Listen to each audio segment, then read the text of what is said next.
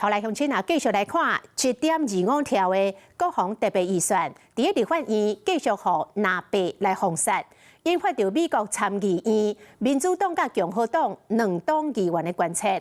另外，川普政府有一个资深的官员讲，陆建总统赖清德伫2026年，甲这个国防预算占 GDP 的比例调悬到3%以上。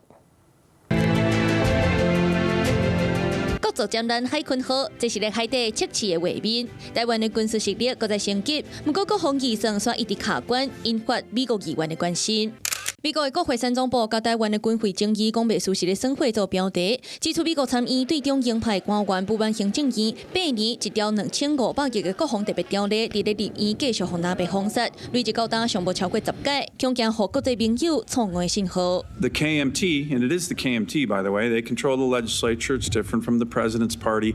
They're playing a dangerous game on their defense budget. And we all, if anyone from Taiwan is watching this hearing, they need to realize they're playing a dangerous game. 美国共和党的参议员苏利文过去不公开批评国民党，这届伫咧国会山总部，搁再批评国民党减弱台湾的防御能力，互中共压落底。那民主党的参议员达克莫斯是表示，过去1年维持甲台湾的官员沟通，希望停止大动作来抬军费，台湾有自我防卫资源是真重要。There is an effort for this whole society resiliency that is thriving in Taiwan right now. That, in my estimation, should count in the percentage of GDP that is aimed at national defense. 美国的资深国安专家叶梦辉嘛，伫咧受访当中表示，国民党阻挡国防预算的行为风险是真大，伫咧花费眼内，毋是一件好代志。嘛，支持台湾增加军费的比例。川普政府内一个资深官员嘛，伫咧国会山总部指出，欢迎总统赖清德宣布伫咧2026年，甲国防的开支占 GDP 的比例提悬到3%以上，伫咧2030年到5%。